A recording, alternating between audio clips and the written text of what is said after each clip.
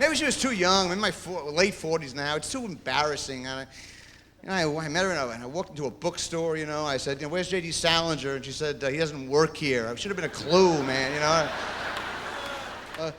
I have a fear of intimacy. I'm afraid of being left or committing to someone. But, you know, I mean, there's been times when I felt I was with the right woman, and the woman would say, you know, I love you, which is cool. And I would say, fine, you know, I think we can work around it.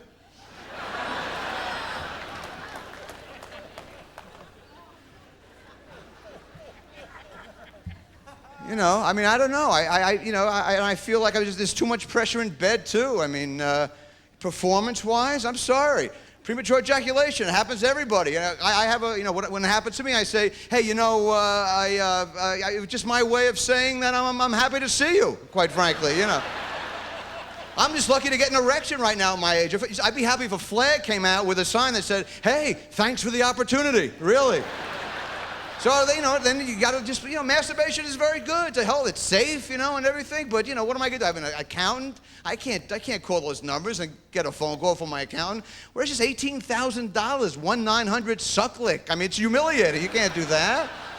And plus, I'm very, you know, low self-esteem. I feel I'm the wrong type for myself in bed anyway. And when I masturbate, I usually fantasize that I'm making it with Mrs. John Q. Public, which is a nightmare, you know. And you know, the thing is, I do blame my parents for not talking about the human anatomy early on. If I ever had a family, I would do this. You know, for example, a vagina, important aspect to a woman, right? And I think it's involved in sex. It's been a while for me, but my father couldn't even tell me what it was. I said, Dad, what's a vagina? What a simple question, man.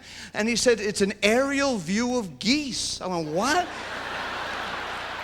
An aerial view of geese? What is that all about?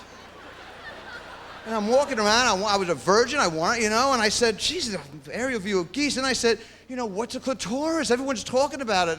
And he said to me, a clitoris, he said, it's a mouthwash. I went, really, a mouthwash? So, you know, I'm looking for literally 3 women who happen to be, by chance, walking in formation, gargling, you know? I am gonna get off. There's a lot of people. You are great to be here. Please give money. This is the most important charity around. I love you. Good night.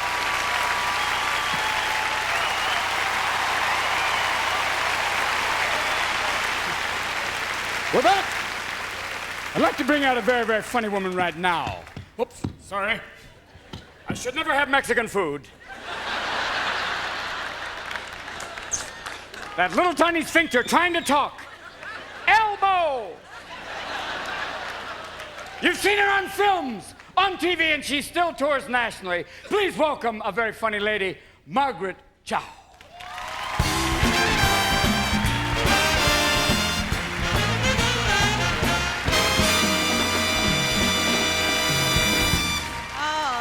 Very much. Thank you. You know, I used to have a television show, All American Girl, which unfortunately has been canceled. Sort of sad. I know, I panicked when I heard it. I'm like a worrier. I'm one of those people that just worry about everything. When I heard my show got canceled, I had nightmares. You know, I saw myself on late night TV going, well, when I first called Dion's psychic friends. I do this with everything in my life, though. If a guy I like doesn't call me, immediately I think, oh my God, I'm gonna die alone. And not only will I die alone, I'll die like a really fat, sad sack spinster, you know, go to the public pool at 6 a.m. to float on my back. I see myself in the shower lifting up my massive breast to wash underneath it.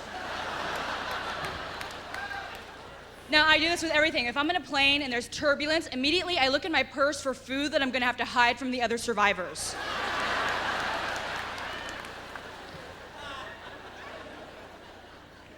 All American Girl was the first show on television that featured an all-Asian cast, and it was very difficult to do that, you know.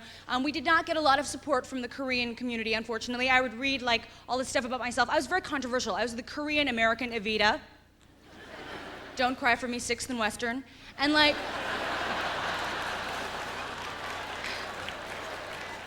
I would read in Time and Newsweek, all these Korean-American leaders were saying really nasty things about me. And of course, I didn't try to get their support at all. I was calling them at home at 3 a.m., you know, going, what the fuck is wrong with you, you fucking cock? And like,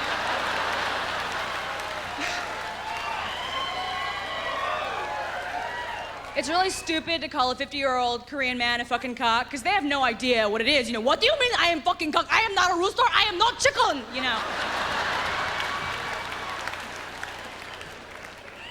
And they were calling me a racist. Look, I know what racism is. I know what racism is. I had a racist experience recently. I was in North Carolina, and I was at a Chinese restaurant, and I'm sitting there having dinner, and these 4 people walk in, and the waitress comes over and takes their order. Okay, no, you cannot have pork with that. No, you no pork. No, no pork. No chicken. No, you cannot. No substitution. You cannot. No, okay, you want Coke, okay, Coke, Diet Coke, okay, I'll come back. Walks away, and, right.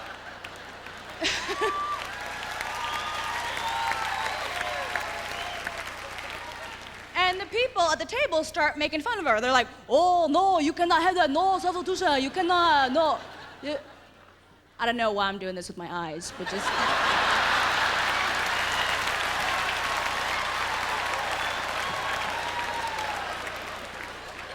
Just go along with it. Just oh, no, you cannot, oh. So I said, hey! And they're like, oh, shit. And then I'm fucking standing there like I'm such an asshole. I'm saying, what am I gonna do now? You know?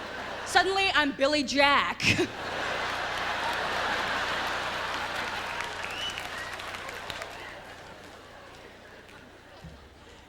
You know, I've been a victim to so many different types of racism. And if I were to pick my very favorite kind of racism, it would have to be incidental racism. That's racism you can't really do anything about. It just happens. You just have to let it wash over you. Let me give you an example. I was in a play in high school called The Happy Journey. And during one scene in the play, I bow my head and I pray. And it's very quiet in the auditorium. And suddenly from the back, I hear, oh, grasshopper.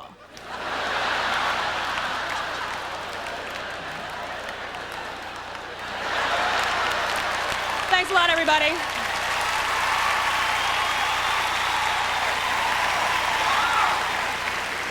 Please welcome the very hip, the very slick, the very solid Chris Rock.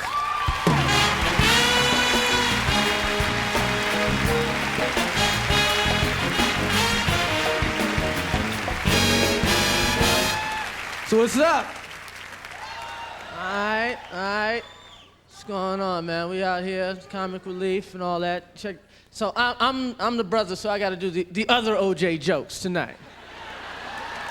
That's my job. That's what I was brought here for, to do the other stuff. So what's the first thing I want to say? Black people were way too happy over this thing. And you know what? White people were way too fucking mad. Pissed the fuck, man. What the fuck's going on? I don't believe this bullshit. I ain't seen white people that mad since they canceled MASH and shit. Pissed the fuck off. And white people, y'all would have done the same shit. Everybody thinks it's all racial. No, it wasn't. That shit was about fame, all right? That's right, that shit was about fame. So they bought a bunch of broke-ass black people into OJ's house. That's when they lost the case. Like, a bunch of people going, damn. If I had a house like this, I wouldn't kill nobody. White people would have done the same shit. Yo, if that was Jerry Seinfeld charged with double murder, and the only person that found the evidence just happened to be in the Nation of Islam, Jerry be free. Well, fuck OJ. Fuck OJ, fuck Nicole. What about the real victims? The real victims. Everybody on OJ, Nicole. What about the real? You know what I really feel sorry for in this whole OJ thing more than anybody else? Ike. Ike Turner.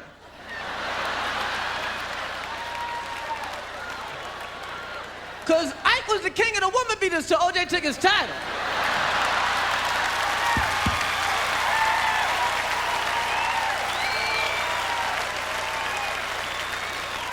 Now Ike walking around going, hey, I could have killed Tina.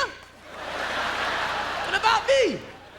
I know that's wrong. You're not supposed to joke about that no more. They say domestic violence, domestic abuse in the news. You know what they say?